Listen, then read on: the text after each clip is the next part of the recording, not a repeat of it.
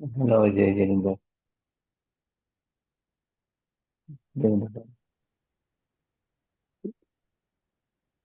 Getting there. Yeah, how are you?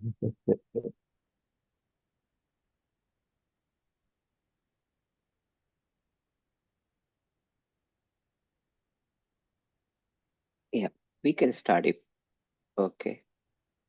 All right. Hello, everyone. Let me, Jai Jitendra, Jai Jalinder. Jitendra, Jai Jalinder, everyone. Let me just share the presentation.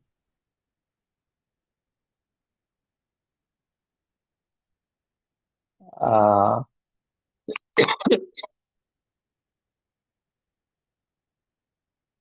okay. What we are going to cover today is talk about efficacy of yoga to address depression and obesity. A very widespread problem, both of these. Uh, one could lead to depression, could lead to obesity also, one of the contributing factors. Let us dive deep into it. Our gratitude to Acharishri um, for synthesizing the ancient knowledge with, with modern science and presenting solutions to various diseases. Again, when you're leading or anyone is leading a session, we want to make sure you do it in a safe manner. So, depression is a serious mood disorder that causes various symptoms and how one feels, things, handles daily activities such as eating, sleeping, walking, hunched shoulders, for example. Uh, some of these symptoms may include, persistently sad, anxious, empty mood, um,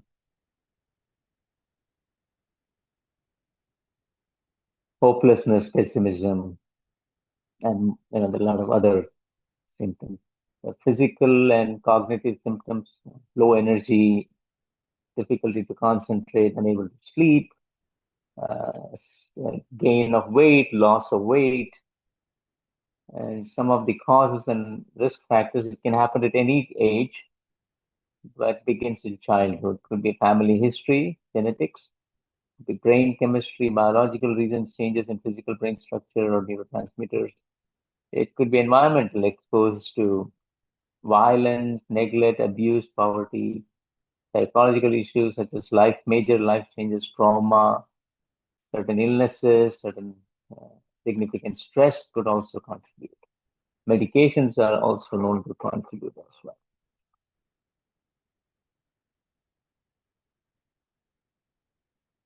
How does yoga help in addressing depression? Um,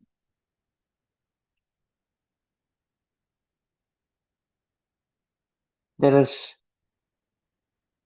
certain chemical in the body, gamma, I think it's called GABA, and it has a significant calming effect on the brain. So the yoga postures naturally increases without any external substance the production of GABA in the body and reduces the secretion of cortisol, the stress producing hormone, helping to rewire the brain towards a more balanced, uh, resilient state. So it's fantastic, right? Using yoga to produce calming the hormones, the chemicals that are required to calm without taking external substances, reduce the stress so that cortisol production is reduced. So fantastic, right?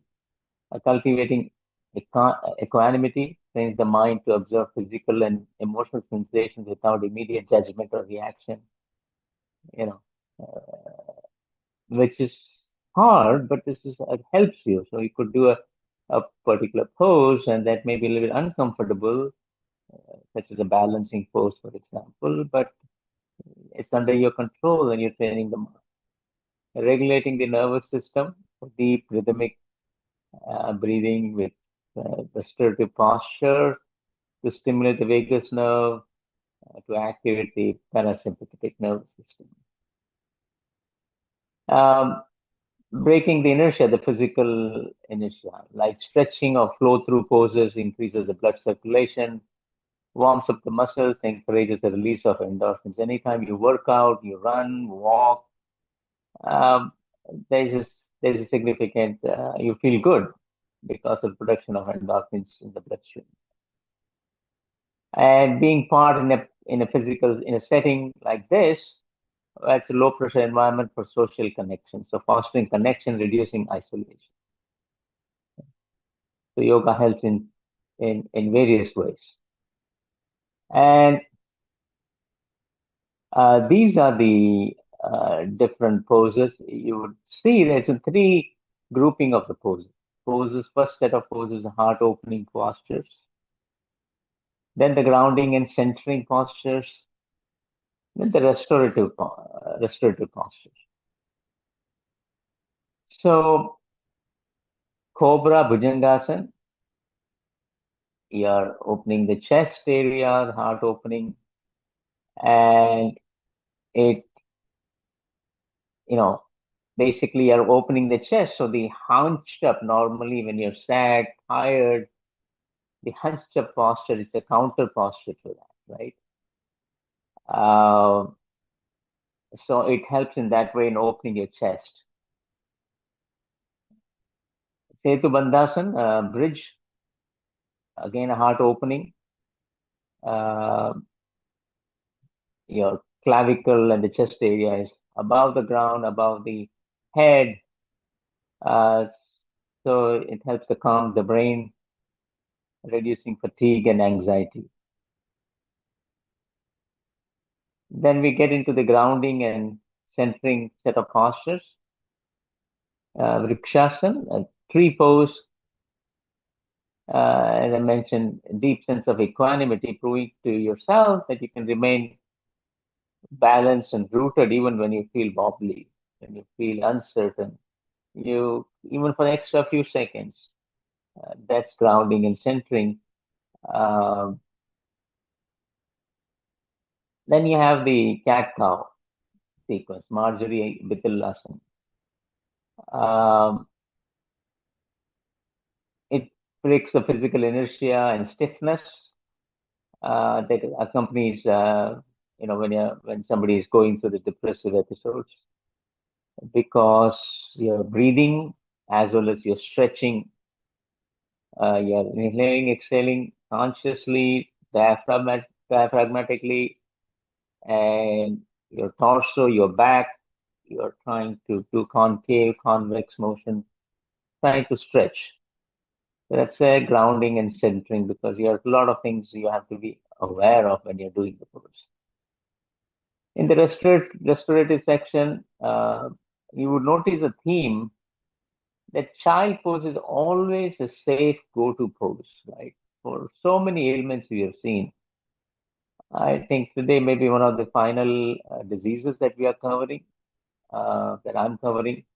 It's more than I think we've covered 15, 17 diseases. And you'll see a theme, certain postures keep coming up, and child pose is one of that. It provides a sense of physical and emotional safety, right? When you're doing that, your head, forehead is on the ground, you're cutting off the external world sensation, engaging your eyes. So that's a significant part of interaction with external world is cut down, right? More than 2/3 of the sensory input is through the eyes, something like 75, 80%. And that's cut down because you're not looking outside, you're kneeling down, you're down, your forehead is down, your eyes are closed. So right away, you're withdrawing your senses, and that reduces the anxiety. increases the safety.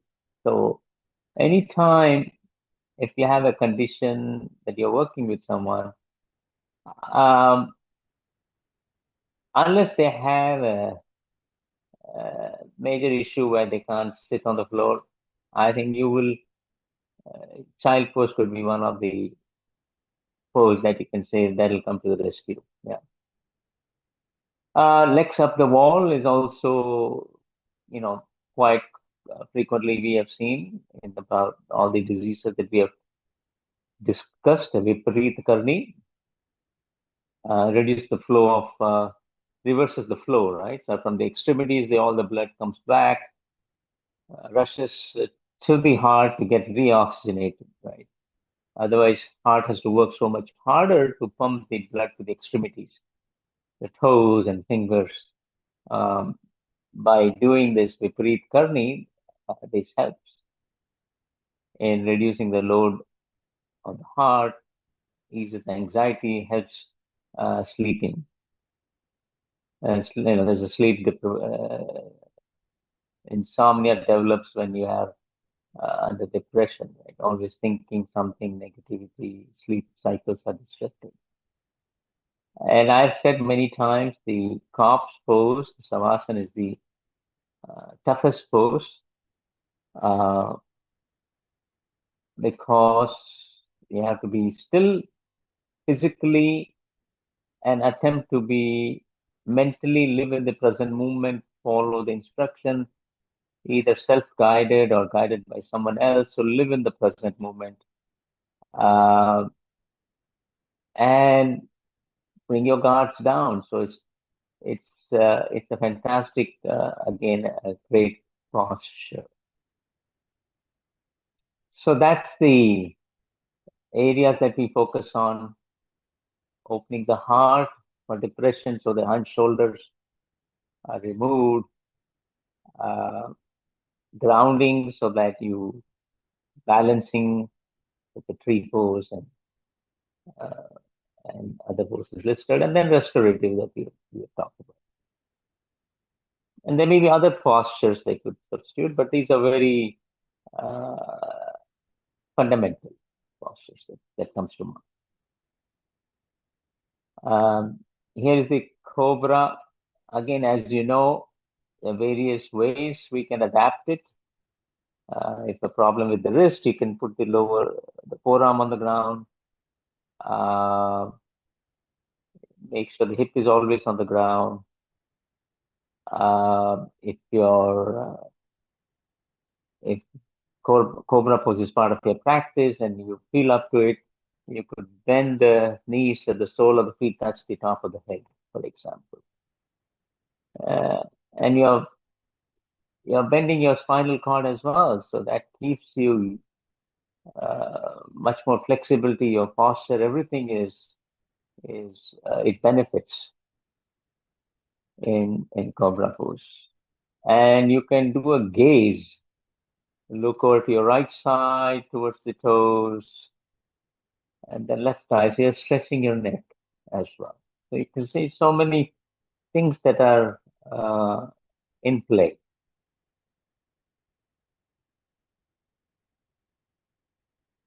And you can use the block here, right? If you feel resting their palms on the ground is a challenge, you can use the blocks. I'll demonstrate that. So you get a little bit extra height, right? And the positioning of the hands is important also. I'll show you where the upper arm is spreading out so that you're opening the heart, opening the chest. Okay, we'll review that in a second. Maybe I should do that now.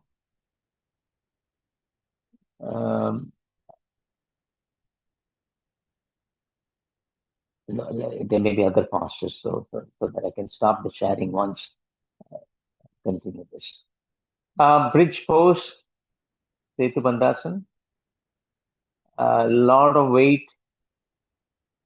Your neck is not taking any weight, neither your head. It's on your hands, the arms that are on the ground, and your feet. You're engaging your muscles of your legs uh, and the hands, and the palms are fingers are interlaced. Right? And you could again have many variations. You can support your lower back with the palms of your hand, put a block in any setting, small, medium, large setting. Um, so there are different, each posture you have variations and different ways to do it. So it's true with this bridge pose. Then comes the tree pose, vrikshasana. We have talked about this. Point of focus is a key, so that your mind is not wandering, that you're uh, living in the present moment when you're practicing this particular pose. Uh, the leg should not be on the knee, below the knee, above the knee is recommended. Otherwise, you're putting unnecessary pressure on the knee. And the knee that is bent is not on the front, it's all the way on the side, so the hip is also opening. Right? So it is building strength, opening the hip, uh, maintaining focus, not letting the mind wander. Right? So many things are happening in this. And looking at the diagram, it should create, these ideas should come to the mind that, hey, these are the things that are happening in this particular pose. And that comes with practice, right? As you practice more, you'll see that. I like the way this is drawn. Cat cow pose. With the tail up, that's the cat looking up, stomach down, inhaling, looking at the sun, and your back is stretched down. And looking down like in the cow pose, where your stomach is touching the back. Is the tail a prop, or do we get a tail as a prop? There's nothing wrong with it. You can always improvise. Sorry. I really like this, the way it is generated. I love it. Yeah. So what is happening here, right? You're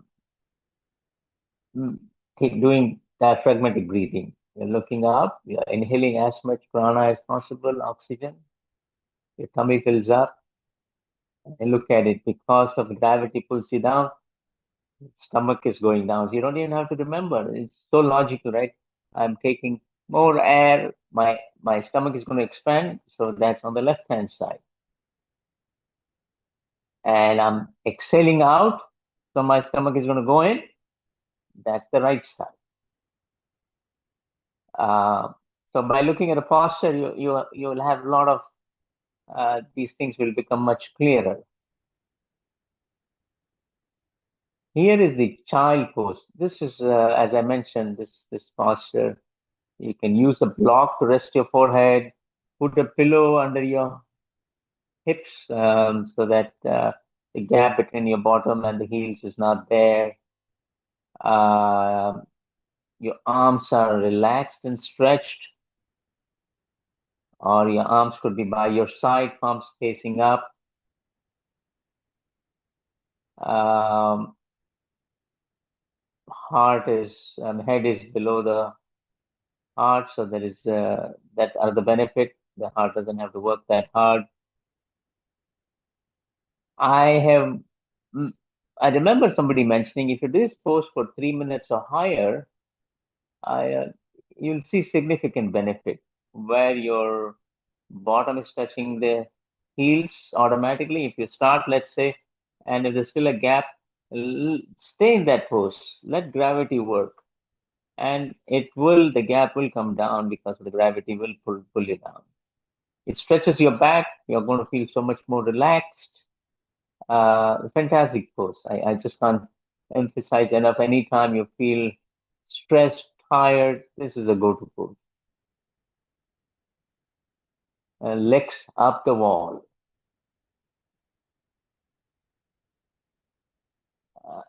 Any of these poses which require legs up the wall, shoulder stand, halasana, the plow, make sure you're not moving your neck.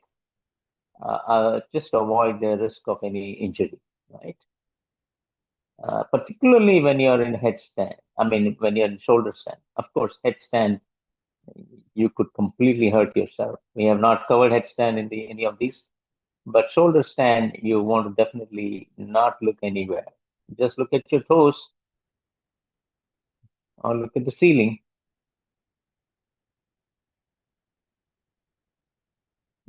And here's the corpse pose. Let the toes fall by the side, palms facing up, few inches away from your body, neck relaxed, face relaxed, letting go, letting sink. So the whole body is surrendering to the ground, to the earth. And if you have any back issues, then you could actually put some bolster around below your knees in case if there's any gap between your lower back and the ground, that would help, right? So that's the corpse pose. I will demonstrate at the end. Let's cover obesity. It's another epidemic where it's imbalance between input and output, calories consumed and calories burnt. And there are a lot of other factors that play in. BMI is a screening tool to classify, and there's a formula how to calculate it. And there are causes. There could be genetic factors which account for significant percentage in terms of variation of body weight.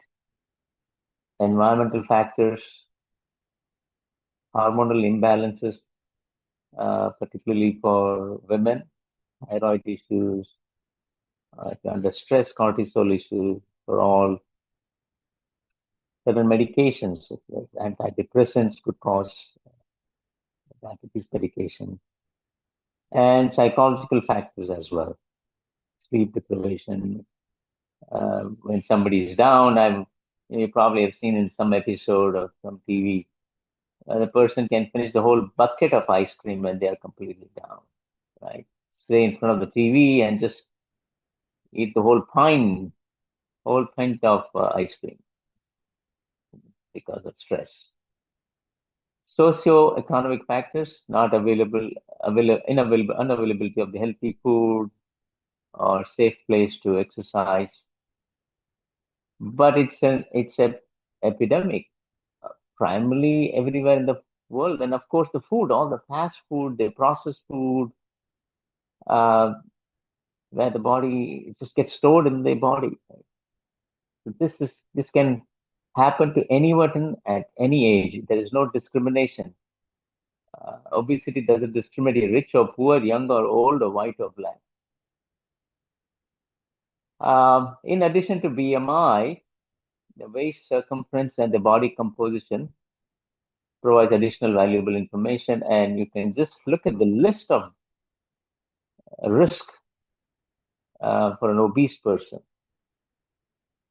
And it's just heartbreaking to see so many youngsters, youth, kids, with all the processed food.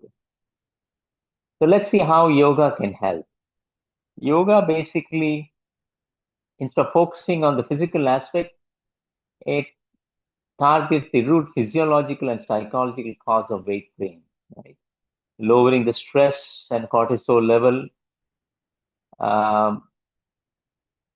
So it physically alters our hormonal imbalance.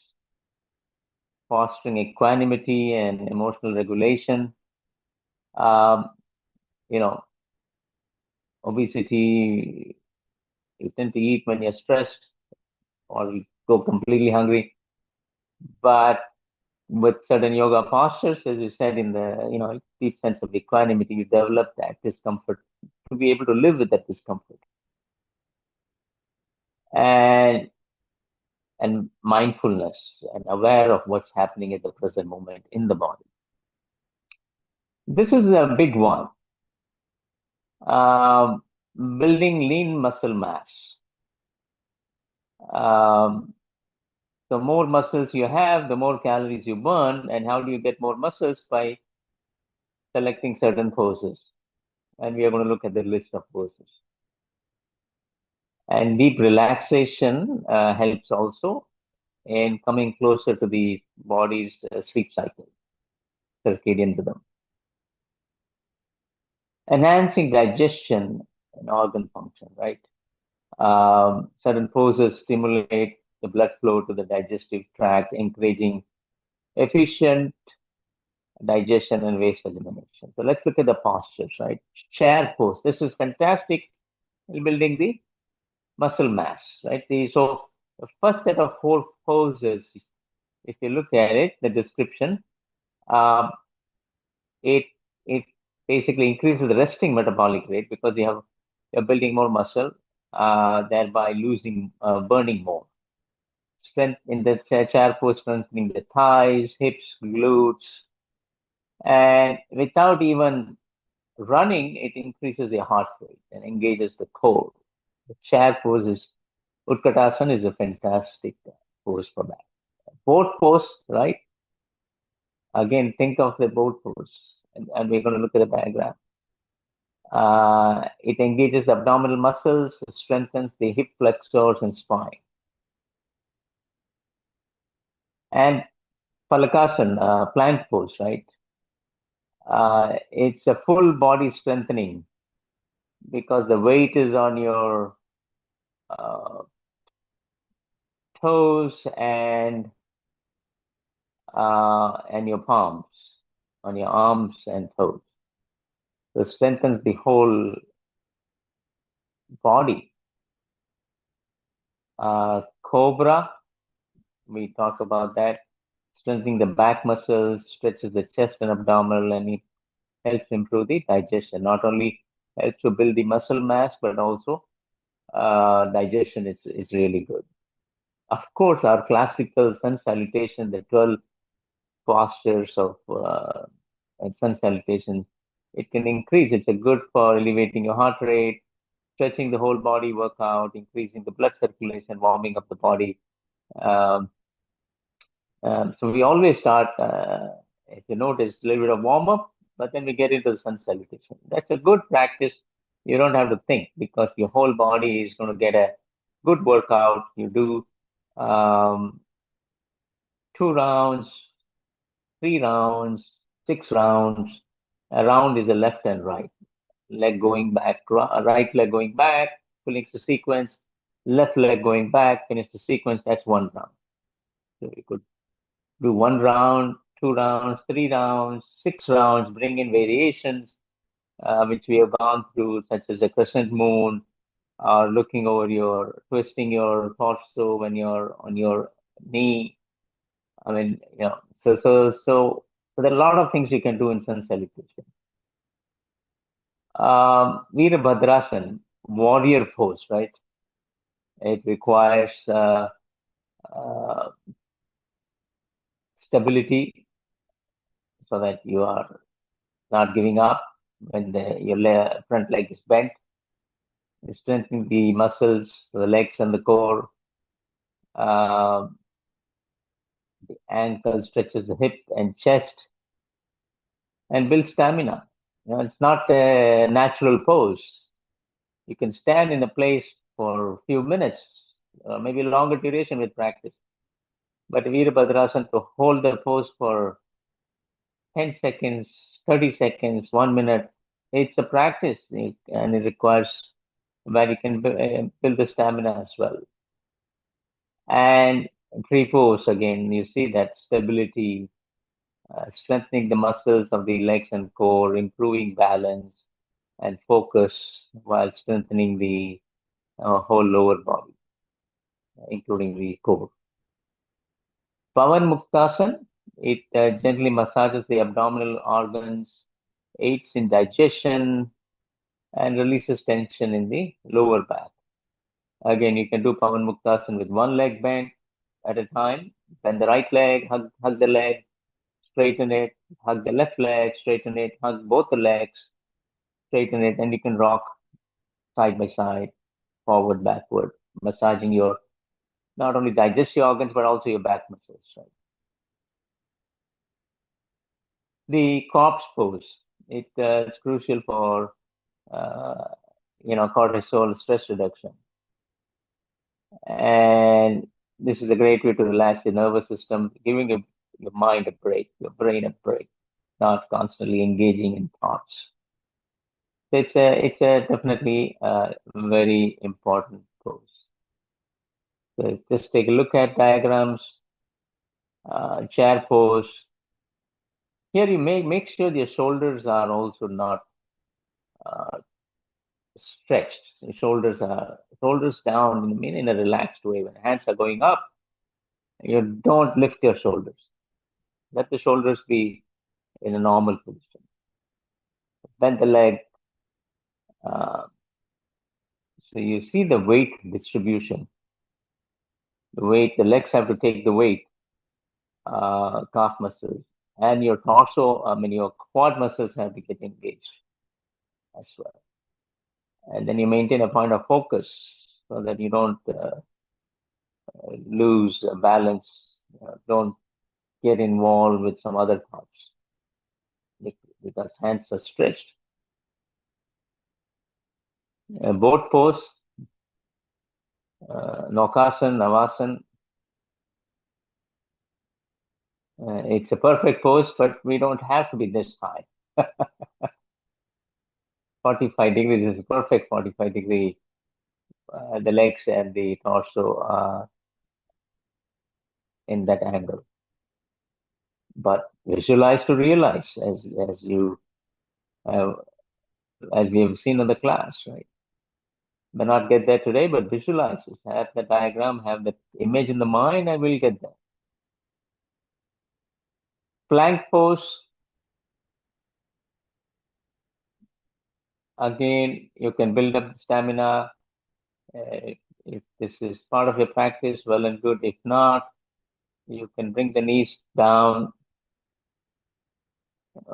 remove the, lift the knees, few seconds, bring it down, take a break, do it few times, and build it up for 5 seconds, 10 seconds, 30 seconds. Build up this pose as well. And continue breathing. Never hold your breath unless the posture specifically calls for, right? As far as I remember, any of the Hatha Yoga poses, there's only one place in sun salutation where you're holding your breath. Otherwise, you're conscious of your breath, either inhaling or exhaling, but you're not retaining your breath. We've seen this cobra pose before. Sun salutation. And of course, there are various varieties, various ways to do sun salutation, various ways to do any posture. But for the consistency's sake, we maintain this particular sequence. If you look at the sequence number 5, you're holding here's a plank you're holding, but that you're holding for a very short time, and then you bring your whole body down and you're exhaling. Just the hips in the air. And here, looking at the sequence, number 3 is exhalation. Let's look at it, right? Number 1 is exhalation. Number 3 is exhalation. 5 is retention. 6 is exhalation. 8 is exhalation. 10 is exhalation. Anytime stomach is bent, exhalation. You don't have to even memorize it. You just say, hey, anytime my stomach is bent, I'm doing exhalation, except 5 and 6. Number 2 is inhalation. You're looking up.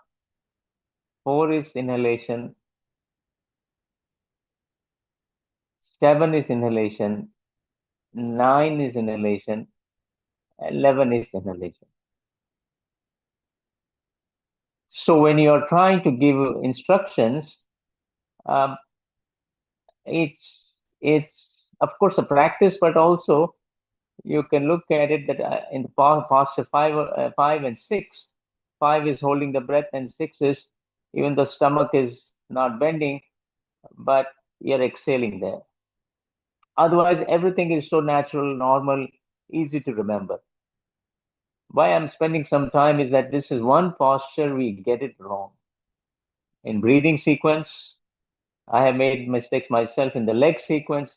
I may start with the right leg, and then when I come to the posture 9, I'll ask them to bring the left leg because I forgot.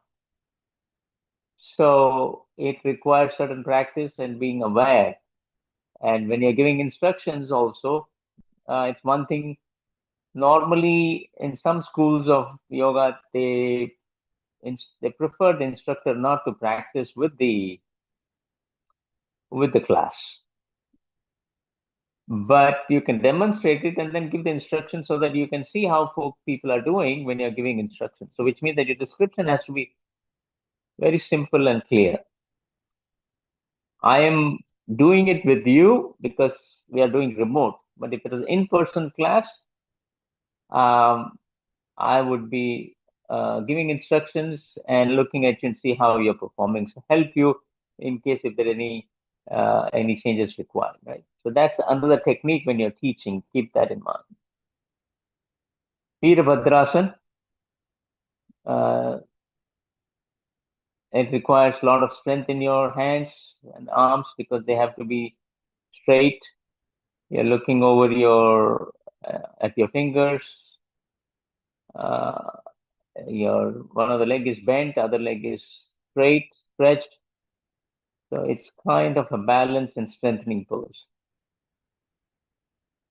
And here is again balance and strengthening pose. We talk about it, and here it is, the 3 pose.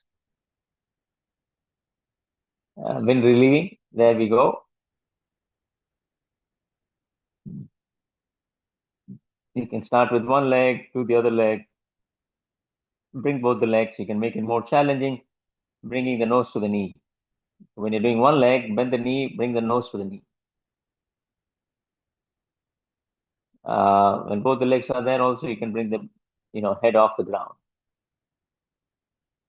Make it fun, make it interesting. Depending on the audience, you can always bring the variations. Right?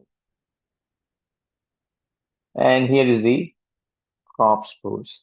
Let's just take a look at the cobra, right? We were talking about it, how we are going to do that, the whole sequence without the support, with the support. Let's, I stop sharing, so I'm going to look at, see how we can do the cobra pose. And we might have covered this, but I just want to make sure that we pay attention to the different things. So downward facing dog is the way to get in. But before that, we come on all fours. Let me face in the front.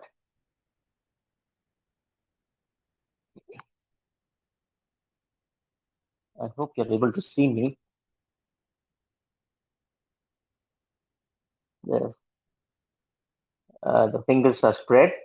And look at your elbows. My elbows are in the back. And the upper arm is rotating out on both the heads. Why is that important? It's because you don't want your chest to collapse.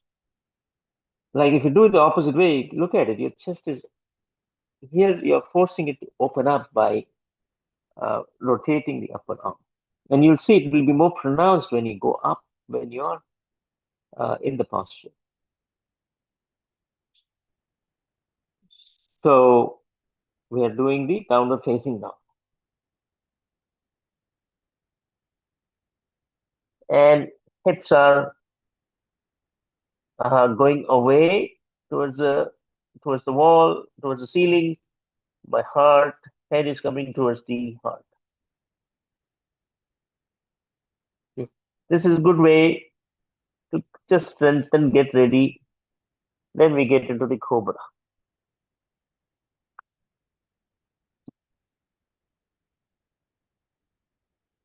I'll do without the blocks, and then we'll do with the blocks. I'm lying down, palms close to the body, legs together, and make sure if you have lower back issues, then do to the extent you can. This is a baby cobra. And then you can come up, make sure your shoulders are away from your ears. Okay, if this is too much stressful on your wrist, this is where the blocks will help you.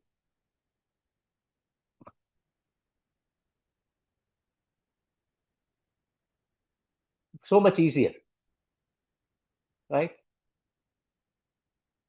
I think probably it's not coming that way. Let me change the direction here.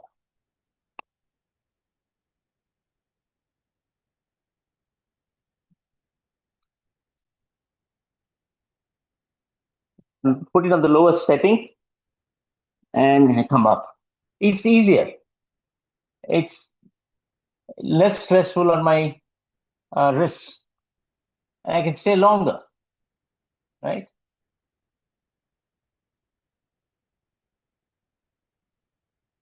So having these aids is these props are very useful, and you can use them in many postures. So that's the cobra pose. Anything that you think I need to demonstrate the list of postures that we have covered. We talked about the Virabhadrasana sequence. So in this case, left leg is stretched and right leg is in the back, straight. Both the legs are straight right now, right? Then I can raise my hands up and bend my leg that's in the front, so that all the weight is on the back leg. The front leg is bent. I'm balancing is weight is on the front leg. Then I can go ahead, bend the leg, stretch the arm. Again, I rotate the torso, arms parallel to the ground, knees are the level above the foot. And then I look over to my left. That's the leg in the front. I look at my left fingers. You want to change? Go ahead. Right toes facing the right side. Left toes facing inside towards the right. Hands parallel. Bend the leg and look over to your right. So you see, you have to maintain these.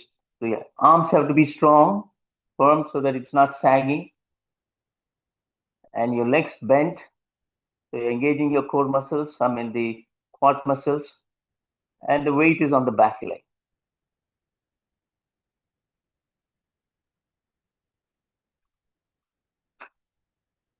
Okay, so that's the. And again, you can continue this with the Virabhadrasana 3.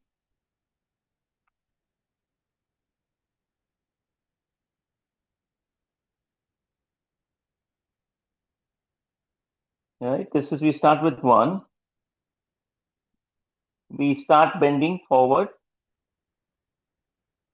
and then straightening the leg and making sure the midline, when you're lifting the leg, that it is not crossing the midline.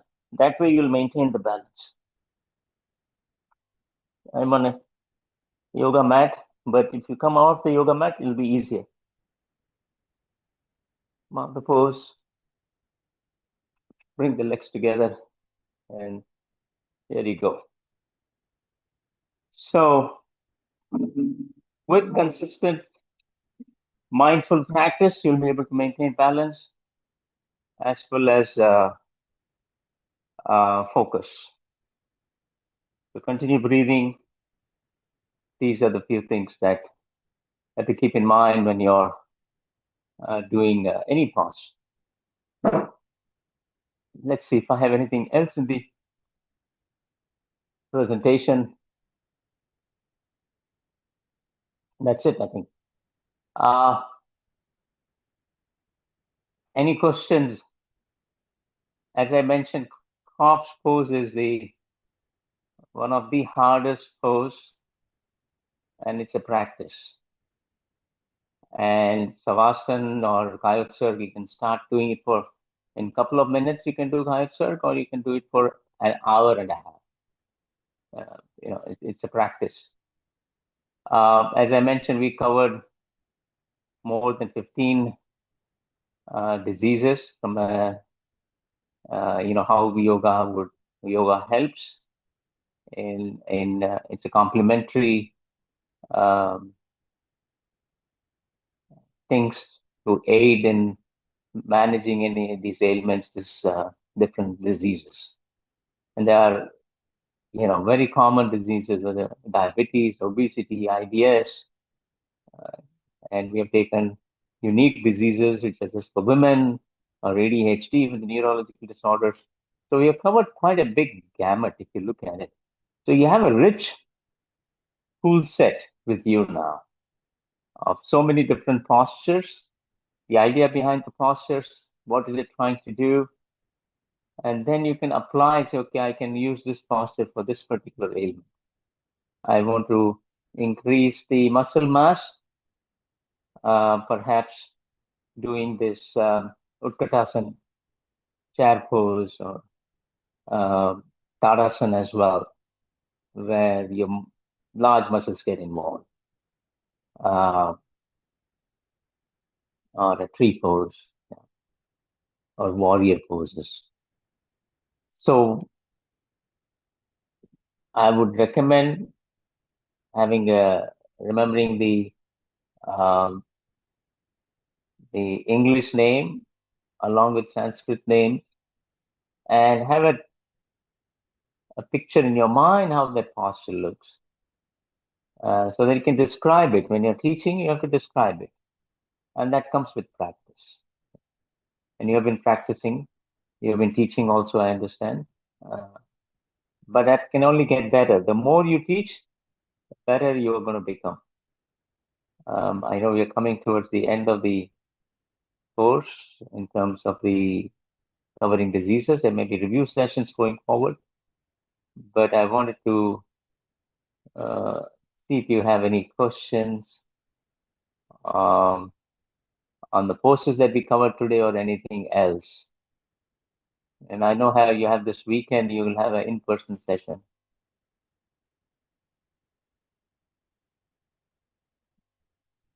I think Narendra Bhai was going to have a question.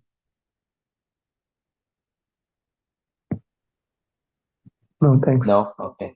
Yeah, okay. Yes, Rakesh Bhai.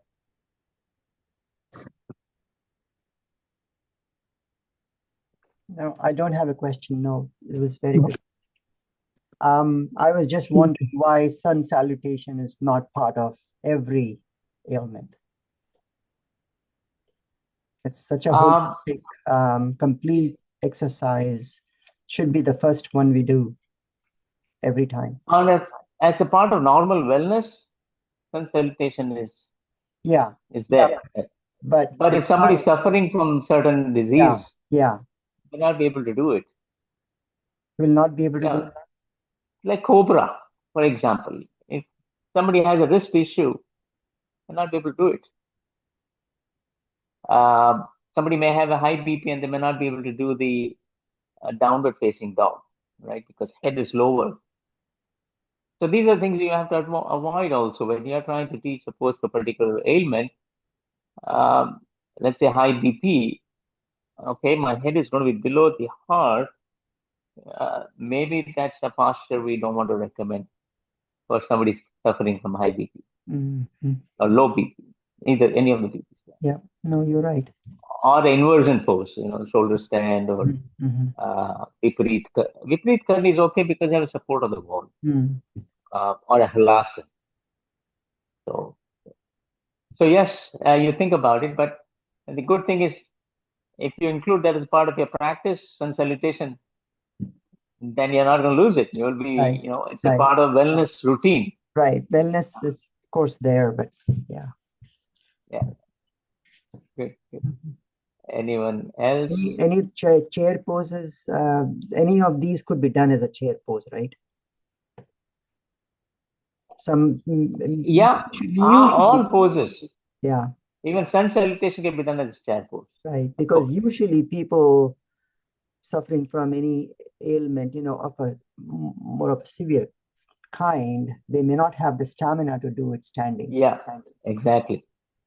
We did that for, I believe, COPD, right? All the postures for COPD were on the chair. You don't want to create too, because they already have a breathing issue. Right. So you don't want to put so much stress on the heart, Mm. on the lungs. Mhm.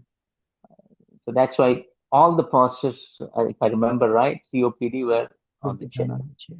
Spinal twist, even corpse pose. You Mhm. can't lie down Yeah. because you can't Yeah, breathe. you showed us how. So you have a little bit of 45-degree inclination, so that it's easier. Still, you can breathe and you can relax.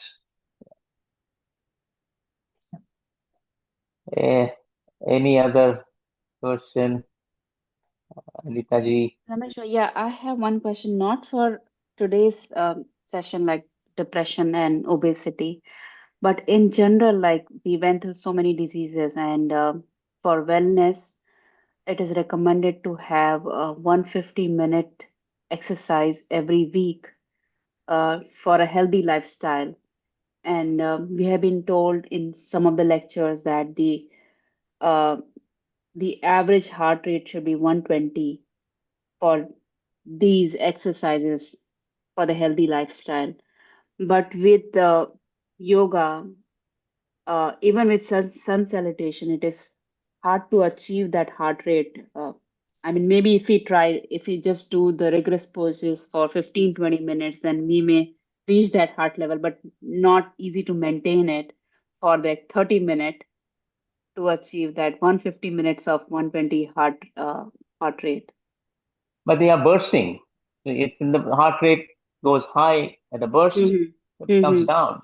That's more Mm-hmm. beneficial than Then running. okay. Even if you look at Average. marathon runners, Mm-hmm. what they do is, this is a famous 1 minute walk run method. 1 minute run, 1 minute Mm. walk. It's a very popular method. So what you're trying to Mm-hmm. do is bring the heart rate Up. and Mm-hmm. then go down, bring it up. So it's a Mm-hmm. burst, Okay. and that helps also in the burst when you're trying Got to it. give a condition to your heart. Yeah, I'm not a Mm-hmm. medical professional, but reach that, come down. That's why we want to Mm-hmm. take a break in between the pauses for the heart rate to come down, Yeah, and you makes will do it sense. again. Yeah, Yeah, makes good. sense. Thank you.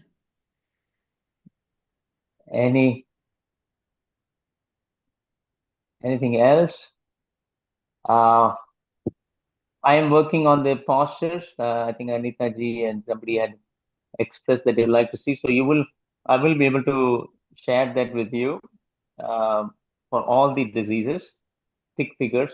The delay has been because we didn't want to have a copyright issue. So now that we're using stick figures, we are very safe.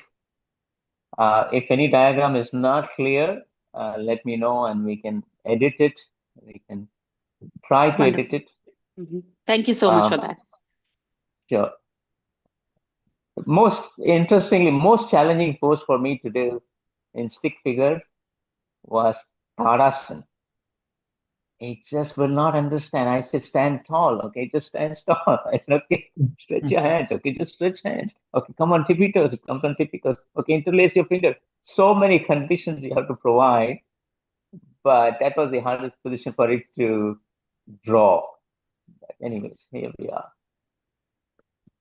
Ramesh bhai, are we practicing some exercise now together with you? Are we going to do it asking me, or you would like to Yeah. do it? I would like to do it with you. Sure, for we few can do it. minutes. It depends on, again, it's optional. I don't recommend people if you just have eaten, but if somebody wants to join, we can do it together. Yeah. Yeah. So at least we get some idea to how to mm, keep our body in the right shape or right position to show how you're supposed to be. So give Like me an if example. What would I'm you sitting like in to the see? chair, I'm doing Surya Namaskar. Yeah. So I can do only like few steps, not the complete step, bending the knees and then stretching the knees backwards, sort of thing. When you do Surya Namaskar, Yeah. Sending, how would you stretch the knee in the back? You can stretch the knee in the yeah, front. How would you do it mm, back? yeah, Okay, we can try it. We can improvise. Again, I'm not a specialist in chair yoga, but we can try it ourselves together. yeah. Let me go back. Hopefully, you can see me. Yeah. So I can, again, I'm going to improvise. Mhm, Uh, exhale, stretch up, arch back, forward bend, right leg back. So I'm sitting on one side. I can do right leg back and the other leg back. Again, we have to improvise. Depends on the chair that you have. mhm, And then how to do plank.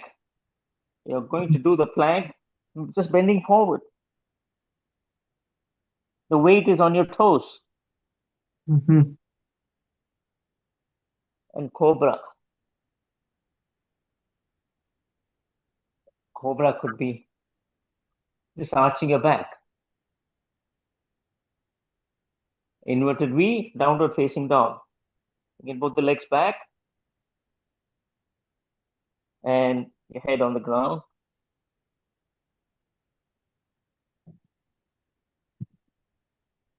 Cobra, inverted V.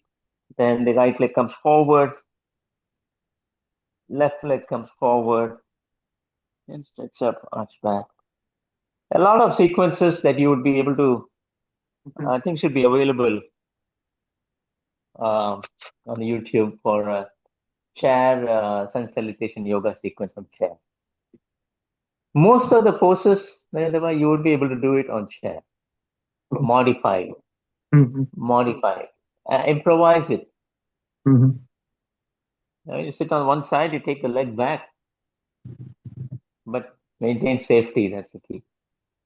Yeah. Uh, any other pose that you like to practice together? On chair, off chair. I'm happy to. We can do this 10 minutes of chair any. Which Which one? yeah, which is like tough. Might be you think is a bit harder to do it. Which pose? You sorry? Say it again. You can do it whichever you think is very hard to. Hard to do. Yeah.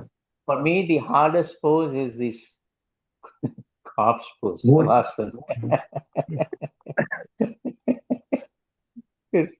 You can quieten your body, physical movement. The mind has to be quiet, and that requires a lot of practice. But let's do some of the postures that we saw today. Utkatasana, right? Utkatasana.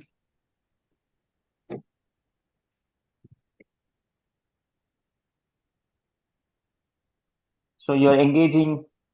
You're sitting on a chair. Your legs are involved. Your hands are involved. Arms are involved.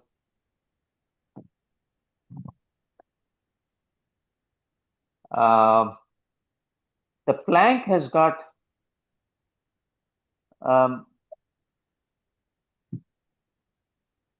plank. You can do it with your knee on the ground if you're able to do it. Otherwise, plank will be on the chair. Some modified version you have to do that. The tree pose, you can get a support of a chair if you're not feeling comfortable. And you just put your, let's say I'm shifting my weight to one leg, left leg, let's say in this case. So the quads and the calf muscle, everything is very firm. I'm engaging them, and I'm just planting my right foot just on the ankle and open the hip. It's a good starting pose, and then get the support of a chair if you're balancing wise, you want to be sure. Okay, I feel better, go higher, below the knee. I feel much better, go above the knee. Prayer pose, stretch both the hands and find the point of focus. Make sure you don't lose this. The knee is all the way on the side, right? Yeah. I would modify the Virabhadrasana 3, Warrior 3. You could call it a helicopter pose, right? Where the hands were stretched in the front, for example. And Narendra Bhai, if you're not comfortable, don't do it. I just want to demonstrate this. Your knee is bent. Yeah. Hand are stretched. So this is the classical. Make sure you don't cross the midline. If you cross it, you're going to lose balance. And this is classical. But you can do it, say, hey, you're working with the kids. Hands are parallel. I lean forward, legs come out. I'm flying, a helicopter. You know, make it some little bit of variation right there. So a helicopter pose, you could do that. You saw the Virabhadrasana 3, the tree pose. Pigeon is another good pose, which you can do it on the chair also. You're basically taking one leg up and opening the hips, where the blocks become very useful. As I mentioned, we hold a lot of stress either in your neck and shoulders or on our hips, right? And opening the hips with pigeon is a fantastic pose to include in your day-to-day practice. And the bridge pose to include in your day-to-day practice. Bridge pose I want to demonstrate with the block. So I can go ahead and put it on the medium setting, right? On the lower back and stretch my arms. Okay, the legs are stretched, arms are wrapped around my head. You can stay here for 30 seconds, a minute, because the weight is not on your hands. This is good if you're having a low back issue. Let's say you can go ahead, I feel much better, I can go higher. No, go ahead and make it the highest sitting. But make sure you have the right blocks. I don't have the right block. You have to get a cord block so that you can hold the weight. If it becomes wobbly in the highest setting.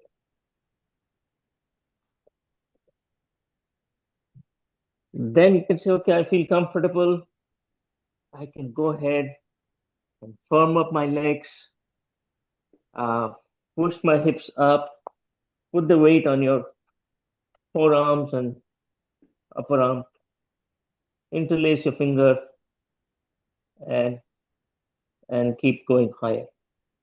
I feel good. Now I can try to support my lower back so that I can go even higher.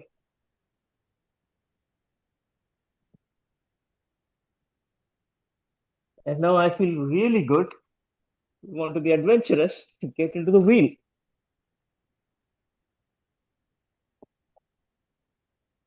And come down slowly, right? So it's a full sequence. Wow. Bridge and the wheel. Again, if you're physically, you have some challenges, use the block. Get better.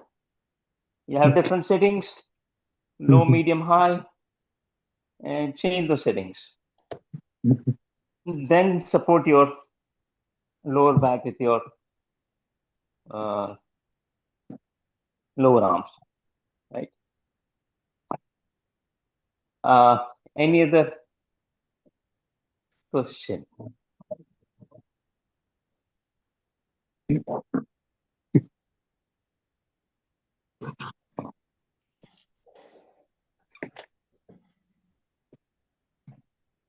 Okay. I don't know if you have any other comments, questions. We're almost. No, thanks. Thank you. I think we're done with the time as well. Okay. I look forward to seeing you on. I think this weekend you have in person. But I think week after that we'll probably meet remotely. That's correct. Yeah, we'll week after it. Then it was 9:30, I think. What's that? 9:30 you said? No, I'm saying week after next. So you probably somebody does the first, or you could do the Yes, first. yes. Yeah. So the 28th weekend you have it in person. So on the 7th we'll meet. Correct. We'll update everybody. I will be. I mean, you have classes every day. Yes. In between, we'll All see right. you on the Thursday as well. So Friday. So I don't know what Naina Ben. I followed Naina Ben's instructions. yeah. Sure, gotcha. It's really All helpful. right. I think the explanation for the poses is very clear. It's very nice. The Yeah, benefits and and the how they diet. work. That's, I Yeah. think, helpful. Good. Have a great Thank you so great much. night and good evening. Take care so much. So Okay, long. Jayendra, everybody. Jai Bye-bye. everyone. Thanks for Bye-bye. presentation. Thank you, Jai Jai Jinendra. Thank you, Jai Jinendra.